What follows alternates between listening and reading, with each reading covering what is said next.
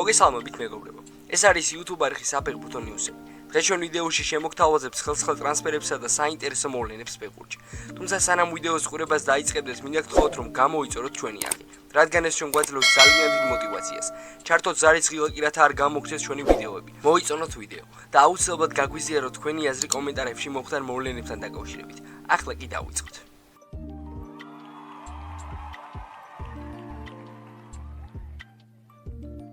ზისანის ჟურნალისტმა ალექს ნიკონსმა გიორგი მამარდაშვილთან დაკავშირებით საინტერესო ინფორმაცია გაავრცელა. ნიქსონის მიხედვით ლივერპული ქართველი მეკარის იჯარის წესით გაშვებას აპირებს და მოახლოებულ სეზონში ალისონ ბეკერის იმედი აქვს. ლივერპული გიორგი მამარდაშვილის იჯარის წესით გაშვებას გეგმავს.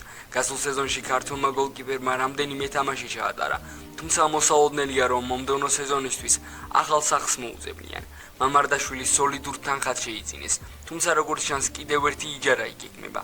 ბრაზილიელ ფეხბურთელზე ალისონ ბეკერზე იწერებოდა რომ გუნდიდან წავიდოდა და იუვენტუსში გადავიდოდა, მაგრამ ლივერპულის ხელმძღვანელებმა მას შეატყობინეს რომ ენფილდზე რჩება, განაცხადა ნიქსონმა.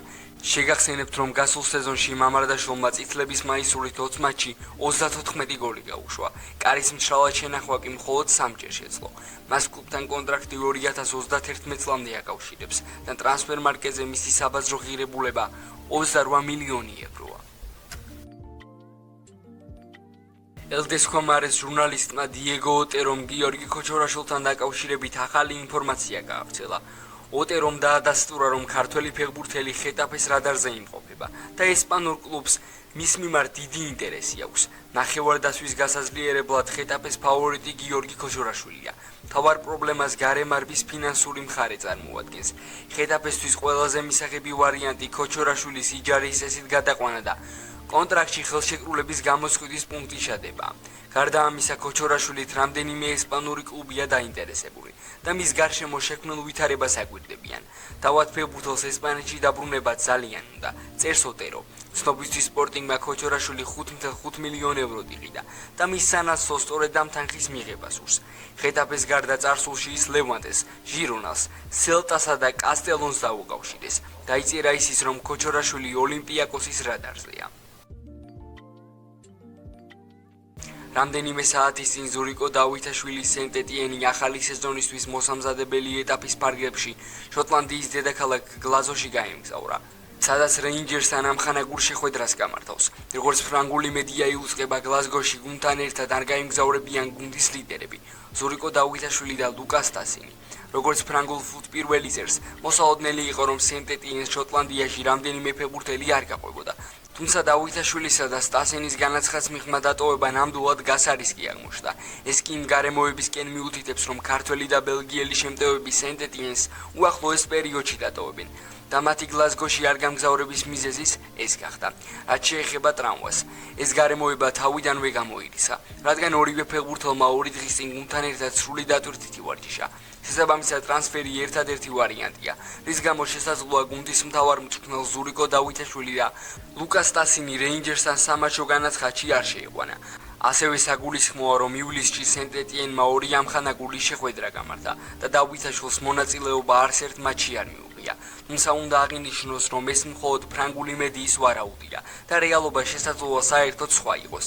რეინჯერსის გარდა სენტ-ეტიენი ახალ სეზონამდე კიდევ 2 შეხვედრას გამართავს, 29 ივლისს ლოზანას წინააღმდეგ და 1 აგვისტოს ვენეციას წინააღმდეგ.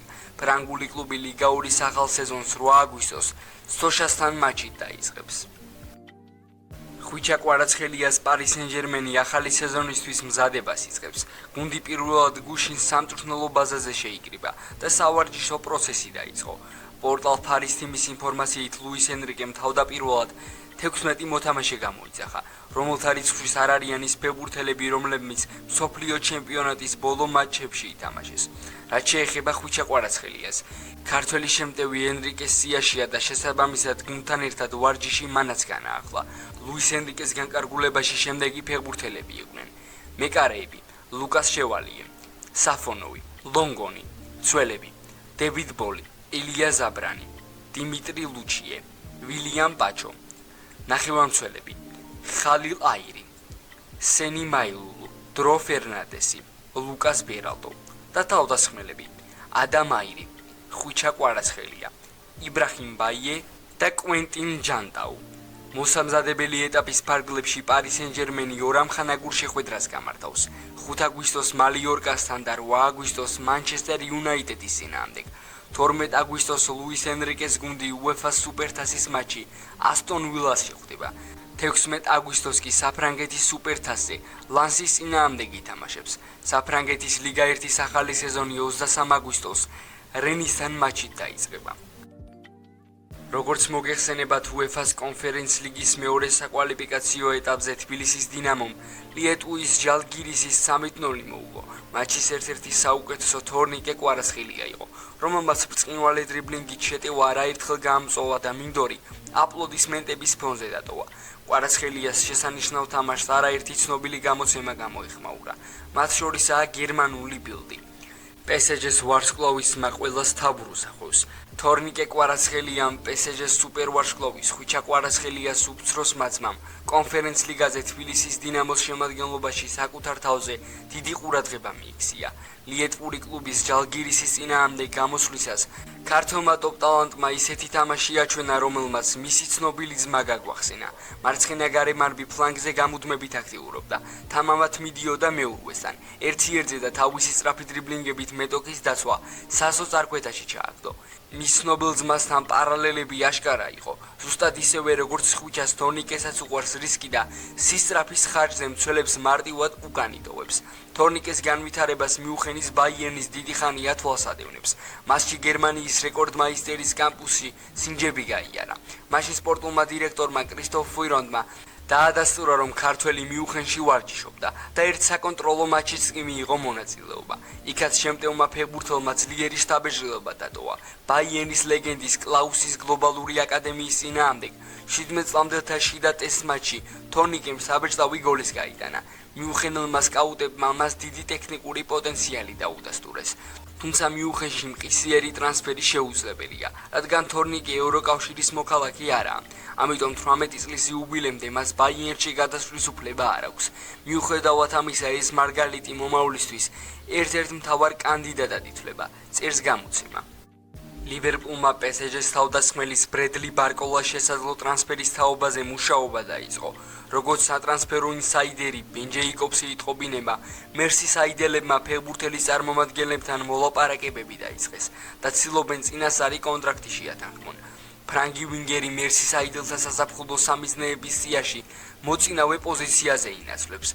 გავრცელებული ინფორმაციით პარიზელები ბარკოლას სანაცვლოდ 170 მილიონ ევროს მოითხოვს, რაც ფეხბურთელის გარემოცვის უნგაყოფილობას იწვევს. როგორც იწერება, ბარკოლას წარმომადგენლები დაჟინებით მოითხოვენ სატრანსფერო თანხის შემცირებას. თუმცა დიდი კონკურენციის გამო ნაკლებად სავარაუდოა, რომ PSG ამ თანხას შეამცირებს. ბრედლი ბარკოლას დამატებით რამდენიმე ევროპული გრანდია დაინტერესებული. მათ შორის არსენალის, რომლის ხელმძღვანელებიც ფეხბურთელის მიმართ განვითარებულ მოვლენებს აკვირდებიან. თუმცა PSG-ისთვის წინადადებით ჯერჯერობით არ მიუმართავთ. თავად ფეხბურთელისთვის პრიორიტეტული ლივერპულში გადასვლა. მეგობრებო, დღეისათვის სულ ეს იყო. თუ ვიდეო 3 ნაწილამდე მოხვედი, აუცილებლად მოიწონო ვიდეო და გამოიწერეთ ჩვენი არხი. ასევე არ დაგავიწყეთ, გამოიწერეთ ჩვენი Instagram-ი და TikTok გვერდები. ჩვენ კი შევხვდებით მომავალ ვიდეოში.